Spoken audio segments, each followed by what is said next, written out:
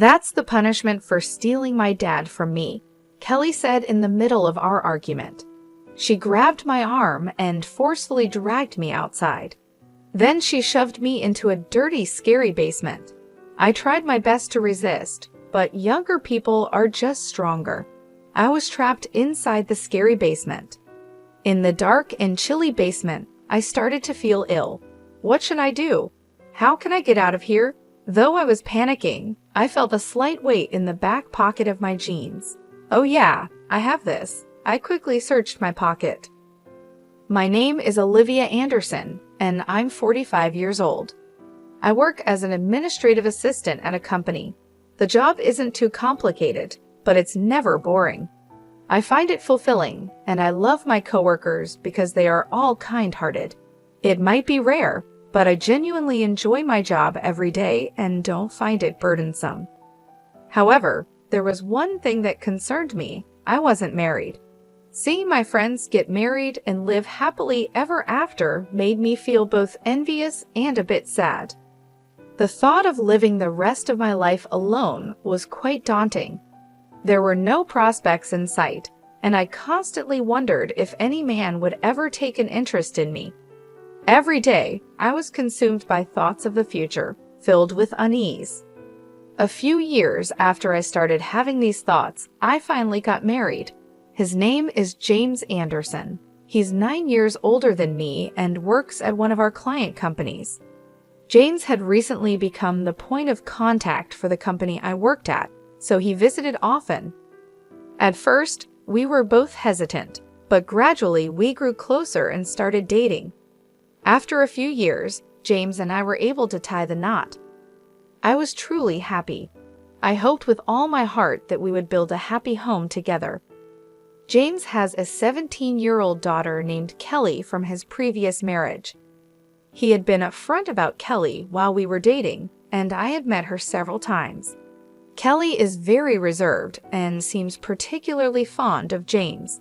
She was always by his side, glued to him. Seeing Kelly like that warmed my heart. I hoped that as we started living together, Kelly and I would become close. However, I didn't fully understand Kelly's true nature. After marrying James, I moved into the home he shared with Kelly.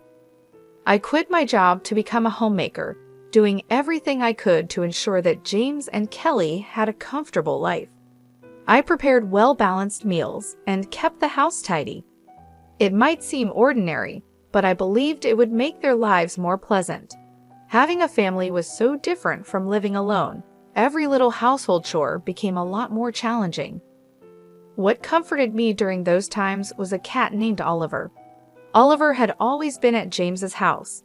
He was a bit chubby, and I heard he liked to sneak out, but I believed that as long as I was always at home, he wouldn't run away. Even though I faced many exhausting days, I always felt soothed admiring Oliver. Life after marriage had its challenges, but I felt much happier than when I was single. However, something weighed on my mind. I worried that Kelly might not think highly of me, leading her to ignore me. Even when I tried to start a conversation, Kelly would look at me with a confused expression and continue to ignore me. "Kelly, welcome home," I would say, but Kelly would only give me a fleeting glance and not respond. "How was school today? Did you have fun?" I asked, hoping to connect, but Kelly would remain silent, making me feel more isolated. I tried to keep the conversation going, but she still wouldn't say a word. After petting Oliver for a bit, she went straight to her room. Even though she kept ignoring me, I believed she just hadn't accepted me yet.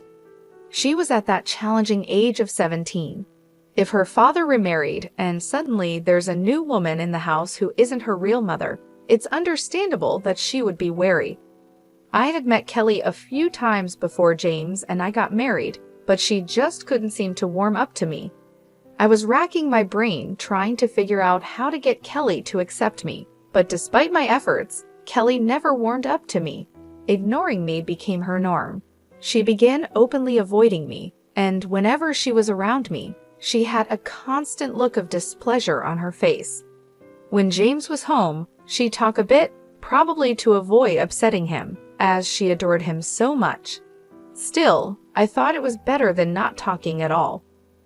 It's been about 5 years since I married James. The distance between Kelly and me never seemed to close, and life felt kind of empty. Even after living together for 4 years, I didn't know what Kelly's favorite food was or what her hobbies were. The only thing I knew was that she adored Oliver. I had grown used to Kelly's gaze, which initially felt intimidating. When Kelly reached high school, she surprisingly started a conversation with me. "Hey, huh? What's up?" I was taken aback that Kelly spoke to me, and my voice unintentionally went up a notch. Was she finally opening up to me? What's she going to say? Various emotions bubbled up, but I silently waited for Kelly's words. However, what Kelly said was completely unexpected. "How long are you going to stay in this house?" "What? I'm asking how long you're planning to stay. Can you leave soon? You're in the way." Why would you say that? Being told out of the blue to leave was a shock. I was puzzled as to why she'd suddenly say that. Questions swirled in my head, but finding the words was challenging. Then Kelly explained her feelings, shedding light on her past actions. "Look, I love my dad. It was just the two of us, you know. Why did we suddenly have to live with an old woman like you acting all motherly? I just can't handle it." "What? I thought if I treated you like you weren't there, you'd break and divorce him. Was school fun? Seriously gross." I was bombarded with her hurtful words, leaving me speechless. "In front of Dad, you act all high and mighty, but it's been hard for me, you know. Maybe it's time you realized your worth, old lady." Seeing my sad face, Kelly seemed satisfied and flashed a smile. I had never seen Kelly look like that before as she walked away. All along, she had harbored such negative feelings towards me. Her hurtful words and the suggestion to reflect on my worth kept echoing in my head. Before I knew it, tears streamed down my face. What was the point of all the effort these past 5 years? I tried so hard to gain Kelly's approval, but in the end, she never accepted me. How should I approach Kelly now? I tried desperately to find an answer, but none came. From that day on, Kelly began hurling insults at me. "Olivia, I've always thought this, but you're really bad at cooking. It's seriously awful." "Oh really? I'm sorry. It's sad for Dad, you know. There are so many better people than you out there. With Dad's charm, he could remarry in a heartbeat." Kelly would say things like this, but she would put on a facade in front of James. "You know, Olivia's cooking is really delicious, right, Kelly?" "Yeah, it's yummy," Kelly would reply. It wasn't new, but seeing Kelly's quick switch always left me dumbfounded. "What's wrong, Olivia?" James would ask. Olivia is just so happy. I feel happy yet not happy, such a complicated emotion that probably no one can understand.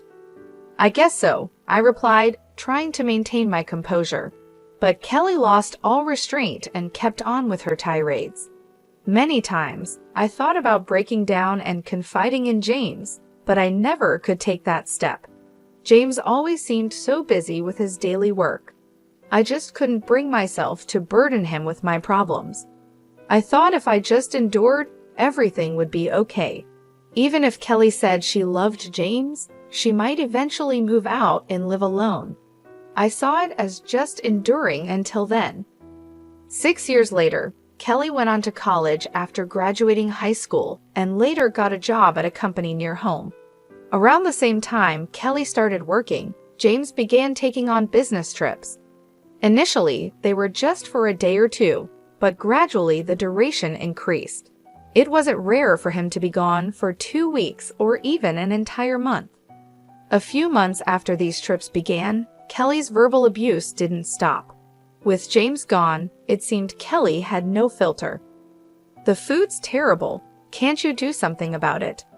"Say something," Kelly demanded as she left her unfinished meal and quickly went to Oliver's place. I looked at the leftover food and gently put down my knife and fork. I had endured so much up to this point, but one day I finally reached my breaking point. Endless verbal abuse and a cold attitude every day. I was treated more like a maid than a mother. There wasn't any particular trigger. While Kelly was hurling insults at me as usual, I finally snapped. "Just get out already. You're so annoying. Hey, you're always telling me I'm a bother and to leave."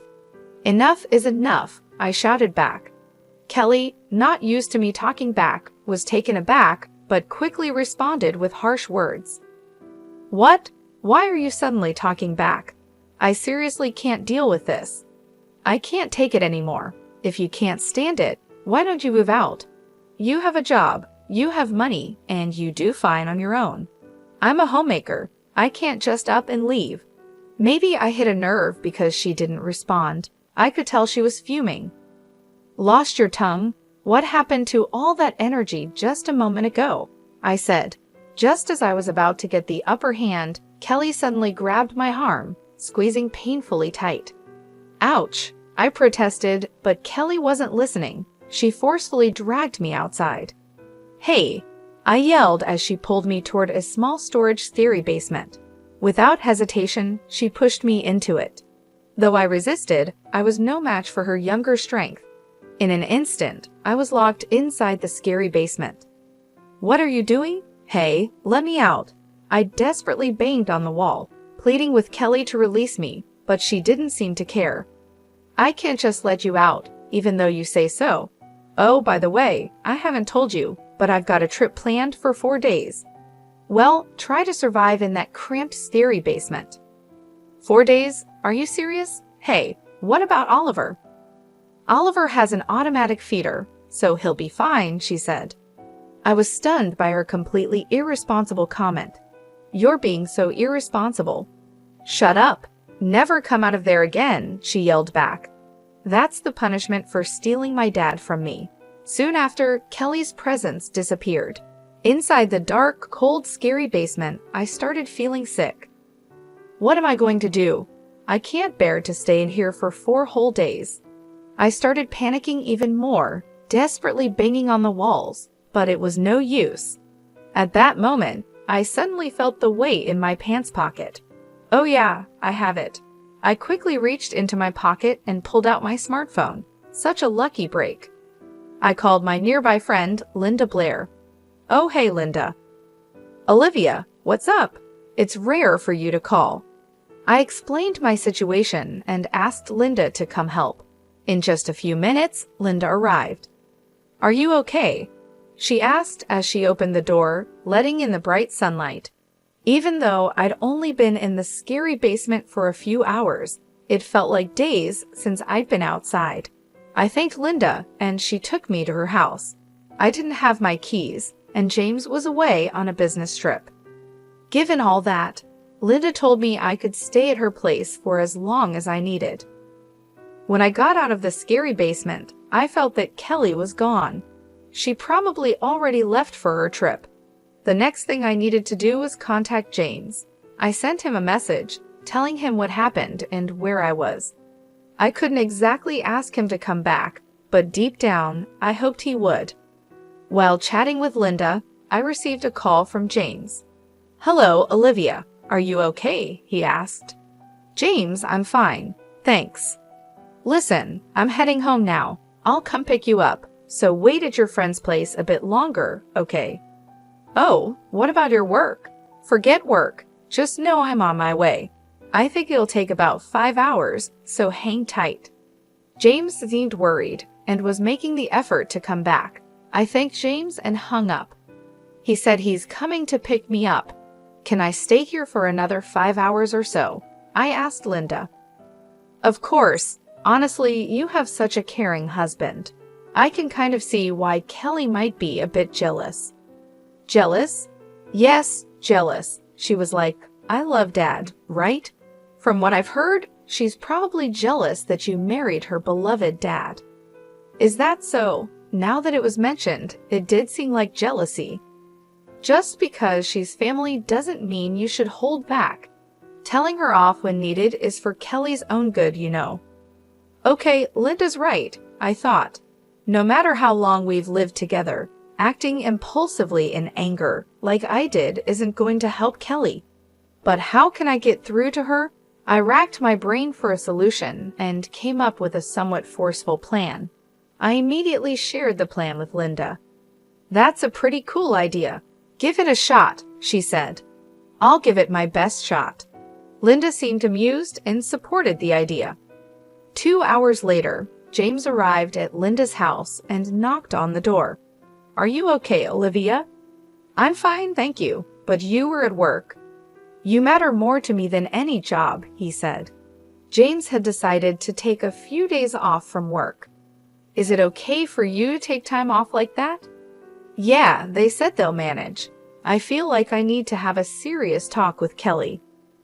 After that, I explained to James in detail what Kelly had done to me and how I ended up trapped in the storage basement. James listened intently and apologized. "I'm sorry for not noticing. It's not just your fault. I didn't speak up, and Kelly was doing all this secretly. Still, I should have noticed something was off. I'm truly sorry." A heavy atmosphere lingered until Linda broke through it. "Hey, why the long face? You're going to scold Kelly, right? Buck up." Linda's words somehow inspired me. "You're right." Afterward, we thanked Linda and went home. I felt like I might have troubled James, but if this could make Kelly's behavior settle down, I'd be glad. When we got home and things calmed down a bit, I told James about my plan for Kelly and why I felt the need to go to such lengths. After pondering for a moment, James said, "Well, honestly, considering Kelly's past, it might take something drastic to get through to her." 2 days later, it was the day Kelly would return. Since we didn't know when she'd be back, we left the window closest to the basement open, keeping an eye out for her return. Around 5:00 p.m., a taxi stopped in front of our house, and Kelly stepped out with her luggage. The plan I put into action involved making the basement, where I was supposedly locked up, seem ransacked and emit a rotting smell. Frankly, it's debatable if a human being would pass away in such conditions for 4 days. Moreover, even if the person did pass away, the stench of decay wouldn't arise immediately. However, I bet that Kelly wouldn't know such details. With a slight intention to shock her, I executed my plan and secretly watched Kelly. I noticed Kelly stopped in front of the scary basement. From her reaction, it seemed my plan was working. "Oh, what's that smell?" Kelly frowned at the stench coming from the scary basement. She suddenly looked alarmed and forcefully opened the door to the scary basement. Kelly was choking from the intense odor, but her expression quickly changed to shock as she saw the inside. "What's this? It's been ransacked." We approached the stunned Kelly and spoke up. "How was your trip?" "Olivia, why? Wait, Dad's here too." "Kelly, we need to talk," James said with the scariest expression I'd ever seen on his face. Seeing James's face, Kelly seemed to understand everything. She sat on the sofa, looking downcast. "You've done some terrible things to Olivia," James said. Kelly remained silent. "You panicked earlier, thinking that maybe Olivia had died in there." "That's not it." "Then why did you look so panicked in front of the scary basement?" After a pause, Kelly revealed something unexpected. "I thought Oliver was inside." "What? Oliver?" "After all, Oliver used to escape often before. I thought maybe he somehow got inside the scary basement and couldn't get out." "You should have been worried about Olivia after locking her up. What would have happened if I hadn't come back?" "I forgot about Olivia. I couldn't believe she forgot she locked me up. I was so shocked I couldn't find the words, but James was livid. I never thought you'd be like this. I'm truly disappointed." "But wait," Kelly tried to justify herself, but James cut her off. "Wait for what? Going to make excuses? It's just that I felt like Olivia took Dad away from me." "You did something that could have had serious consequences just because you felt like it, and then you forgot about it. I never thought I raised you to be like this." With that, James sighed. He seemed to have completely given up on Kelly. Sensing this, Kelly stood up and started defending herself again. Dad, don't say things like that. I just love you so much. If Olivia had just waited quietly for 4 days, I would have let her out. If Olivia hadn't called her friend, none of this would have happened. Dad didn't have to leave work early or take the day off. This is all your fault. Wouldn't it have been better if you hadn't obviously disliked me? Maybe if you hadn't locked me up, your misdeeds wouldn't have been discovered. You act on your own, but shove all the responsibility onto me. What? Oh, by the way, it seems you were worried about Oliver. But didn't you once say that leaving Oliver alone for about 4 days was okay? That's just unthinkable. Do you realize you have a living creature under your care? I thought it would be fine. If you truly cared, leaving Oliver alone for 4 days wouldn't even be an option. By the way, do you even know what kind of food Oliver is currently eating? James and I have been taking care of him. I thought you loved Oliver, but now you only pet him when you feel like it and ignore him otherwise. It's so contradictory that it's almost funny. When I said what I was honestly thinking, Kelly blushed with anger. Why do I have to be told that by you? You're a stranger, the one who took away my dad, so it's all your fault. Hey, that's enough, James stepped in. Kelly, who couldn't understand what I was saying, snapped even more. You've been spouting nothing but self-centered nonsense. How is it all Olivia's fault? I really can't understand what you're thinking, James said. Daddy, Kelly cried, clinging to James. But James coldly looked down at her. Just leave this house. What? Why all of a sudden? Kelly asked, shocked. I can't keep someone in this house who, on a whim, endangers another's life and then forgets all about it and merrily goes about playing. Get out now. But enough. You think you have the right to talk back. You really don't think of anyone but yourself. Kelly tried to persuade James, but he brushed her off. Desperate, she turned to me. Olivia, please say something. No, it's no use. Just leave, as James said. Stop clinging to me. Just as he said, you really only think about yourself. Hearing my words, Kelly hung her head with a resigned look. She dragged her suitcase and left the house. Her figure seemed lonely, but oddly enough, I didn't feel sorry for her at all.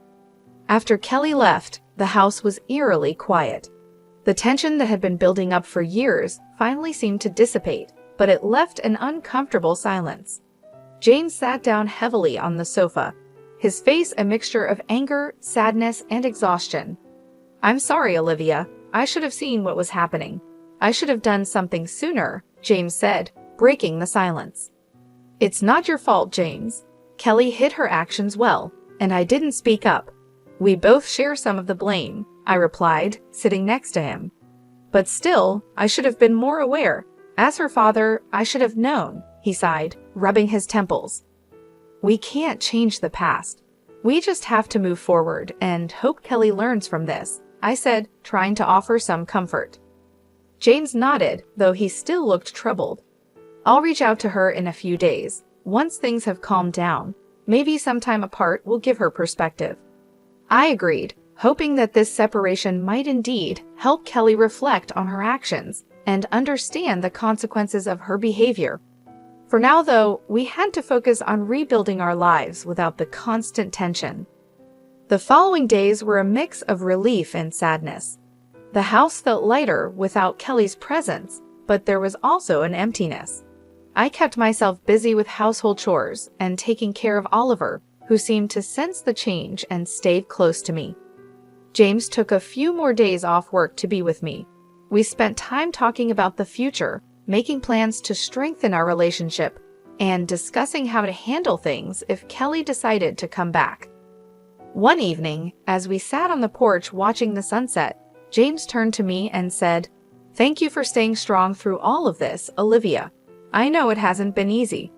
It hasn't been easy for you either, James. But we're in this together, and we'll get through it, I replied, squeezing his hand.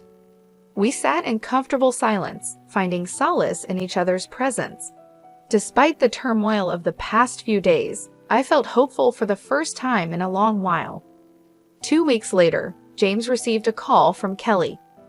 She sounded calmer, though there was still a hint of defiance in her voice.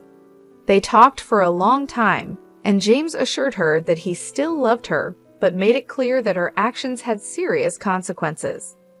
Kelly agreed to seek counseling and apologized for her behavior. It was a small step, but a significant one. We all knew it would take time to rebuild trust, but this was a start. Life gradually returned to a new normal. James and I focused on strengthening our marriage and creating a supportive environment at home. Kelly stayed away for a while, giving herself the space to grow and reflect. As the months passed, the wounds began to heal. Kelly visited occasionally, and while there were still challenges, the atmosphere was less charged. We were cautiously optimistic, hoping that with time, we could all find a way to coexist peacefully and perhaps even become closer as a family. I received a lot of emails and calls from Kelly. She sent me messages like, "I'm sorry," and "Please forgive me." Looking at the volume and timing of those emails, and calls sending a bunch all at once or at random times, regardless of day or night, it really showed her self-centered side. She also sent updates about where she's been living and how she's been getting by. Apparently, she's been living in cheap motels while working. I thought she could just stay at a hotel or rent an apartment, but she seems picky about having separate bathrooms, wanting a clean place, and so on. She's having a hard time settling on a place, and even if she finds a good one, the rent is too high for her. She sent the same messages to James, who was stunned. He said, "It's either she really can't manage on her own, or she's just too selfish." But honestly, no matter the situation, I'd never let Kelly back into this house. I really wish she'd take a moment on her own to reflect on her actions. After Kelly left, our lives returned to peace. James still travels for work, but not as much as before, so we have more time to relax together. It's nice not having to be so careful around each other and to just relax. Kelly never listened no matter how many times we warned her, so in a way, I'm glad things turned out this way. Every day spent with James is pure joy. After finishing the housework and relaxing on the sofa, Oliver climbed onto my belly.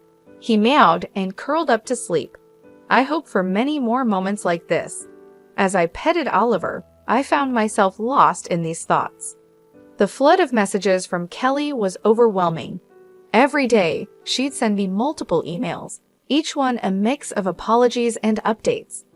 "I'm really sorry. Please forgive me," one message read. Another detailed her struggles, explaining how she was living in a cheap motel because she couldn't find a place that met her standards within her budget. She complained about dirty bathrooms and high rents, showing her usual picky nature. It was clear she was having a tough time, but her self-centered approach made it hard to sympathize fully. She didn't seem to grasp the seriousness of what she had done or show any real understanding of the hurt she caused. The same pattern of messages went to James, who was equally stunned. He remarked, "It's either she really can't manage on her own, or she's just too selfish." Despite her situation, I knew I couldn't let Kelly back into our home. She needed time to reflect on her actions and understand the consequences. Bringing her back would only mean more chaos and tension, and I wasn't willing to go through that again. I hoped that this time apart would help her grow and change for the better. With Kelly gone, our home became a place of peace and relaxation. James's work trips became less frequent, giving us more time together. We no longer had to tiptoe around Kelly's moods and behavior. The quiet moments we shared were filled with comfort and joy. Whether we were having dinner, watching TV, or simply sitting in silence, there was a sense of harmony that had been missing for so long. One evening, after finishing my chores, I settled on the sofa with Oliver. The little cat, sensing my calm, jumped onto my belly, meowed softly, and curled up to sleep. I stroked his fur, feeling his gentle purring. It was in these simple moments that I found the greatest happiness.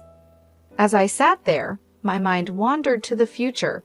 I imagined more days like this, filled with peace and contentment. I thought about how James and I could continue to strengthen our bond, making up for the lost time we spent dealing with Kelly's issues. I also hoped that Kelly, wherever she was, would find her way and learn to take responsibility for her actions. Despite the challenges we faced, I felt hopeful. Life had a way of throwing unexpected hurdles, but we had navigated through them and come out stronger. The future seemed bright, and I was ready to embrace it with open arms. Oliver stirred slightly, adjusting his position before settling back down. His warmth and softness were comforting reminders of the love and stability I now had. As I continued to pet him, I felt a sense of gratitude for these peaceful days and the strength to face whatever came next. The days turned into weeks, and our lives continued to improve. James's presence at home made a significant difference. We spent our weekends exploring new hobbies, going for long walks, and even planning a few short trips. It felt like a second honeymoon, a chance to reconnect and rebuild our lives together. Every so often, James would check in with Kelly, encouraging her to seek counseling and offering support from a distance. It was clear he still cared for her deeply, but he also understood the need for her to learn and grow on her own. Our conversations about Kelly were more hopeful than before, focusing on her potential for change rather than the mistakes of the past. In the quiet moments, I often reflected on how far we had come. The journey had been tough, but it had also brought James and me closer. We had learned to communicate better, to support each other more fully, and to cherish the peaceful moments we now enjoyed. Oliver remained a constant source of comfort and joy. His playful antics and affectionate nature were daily reminders of the simple pleasures in life. Whether he was chasing a toy or curling up next to us, he added a touch of warmth and love to our home.